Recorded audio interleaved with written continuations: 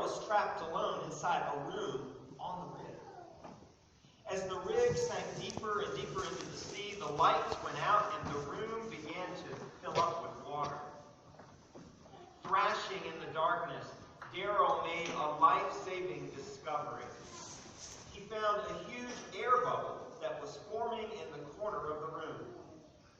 He kept his head inside that bubble of air and he prayed that someone would find him. As he prayed, Daryl felt Christ's presence there. 22 hours, the presence of Christ comforted Daryl, but he knew that the oxygen inside the bubble was giving out.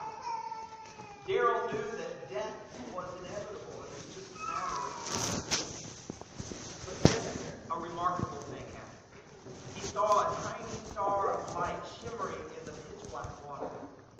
He wasn't sure if he was hallucinating or not. Daryl squinted his eyes and the light seemed to get brighter. It turns out he wasn't hallucinating. That light was real.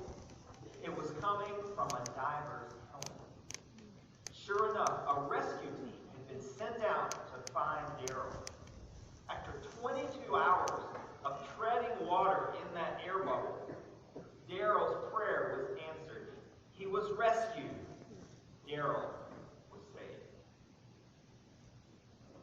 That's a perfect example of what happened to us in Christmas. At the time John wrote this gospel in the 1st century A.D., darkness had surrounded the human race. The Old Testament describes how God reached out to mankind over and over again. But in the words of Isaiah, we all like sheep have gone astray. God's chosen people, Israel, had become conquered and now were occupied by the Roman Empire. Like Daryl, they were treading water with little hope. But at just the right time, a light penetrated the darkness. A Savior came to rescue them. The prophet Isaiah had predicted the rescue 5 centuries earlier. Isaiah had predicted the coming of the Messiah. Isaiah said, "The people walking in darkness have seen a great light. On those living in the land of deep darkness, a light has dawned." Christmas is a celebration of God's light penetrating our darkness. It's the celebration of our rescue. The infinite God became the finite Christ, and now the light has come. Isn't light a great thing? You gotta have it to survive. You gotta have it just to do basic things.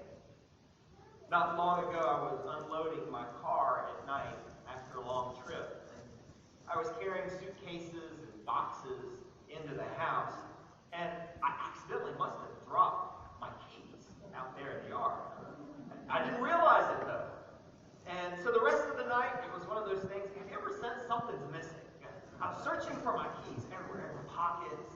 I searched my dresser. I looked on the kitchen counter. I couldn't find my keys anywhere. Anybody here ever lose your keys?